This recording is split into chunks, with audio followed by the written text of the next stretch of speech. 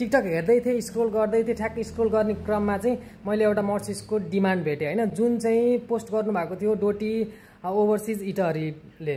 अनि त्यहाँ चाहिँ डिफ्रेन्ट क्याटेगोरिजको लागि इम्प्लोयहरूको माग गराएर रहेछ सिएमइसी कम्पनीले होइन, जुन चाहिँ चाइनिज कम्पनी हो, कन्स्ट्रक्सन कम्पनी हो।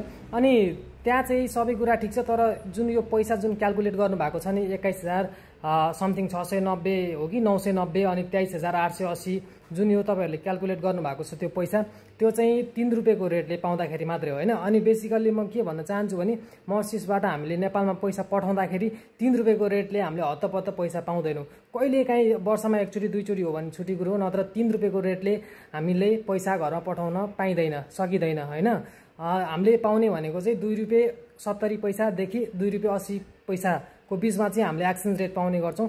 3 रुपियाँको रेटले चाहिँ हामीले कहिले पनि मैले अहिलेसम्म पाएको छैन। अब वर्षमा एकचोटि दुईचोटि धेरै पैसाको रेट बढाए बेलामा पायो भने छुट्टै कुरो हो, तर नर्मल्ली हामीले 2 रुपियाँ 70 देखि 2 रुपियाँ 80 सम्मको बिचमा चाहिँ हामीले म्याक्सिमम त्यो रेटमा चाहिँ हामीले पैसा पठाइरहेका हुन्छौँ। यहाँ बस्ने नेपालीहरूले नेपालमा पैसा पठाइरहेका हुन्छन्। त्योभन्दा धेरै पाउन एकदमै गाह्रो छ, मुस्किल छ। त्यही भएर तपाईँहरू पैसा क्यालकुलेट गर्दाखेरि, कन्भर्ट गर्दाखेरि 3 रुपियाँको रेटले नगर्नु होला। यदि तपाईँहरूले यस्तो गर्नुभयो भने चाहिँ आउनेहरूलाई एकदमै धेरै आशा बढ्छ, यति धेरै कमाउन सकिँदैछ भन्ने लाग्छ। त्यही भएर 2 रुपियाँ 80 देखि 2 रुपियाँ 70 देखि 2 रुपियाँ 80 सम्मको रेटले मात्रै तपाईँहरू कन्भर्ट गर्नु होला। त्यो भयो भने चाहिँ उनीहरूलाई पनि राम्रो हुन्छ, यहाँ आइसकेपछि सक्ड हुनु पर्दैन। त्यही भएर राम्रोसँग बुझेर मात्रै आउनु होला। Thanks for watching guys.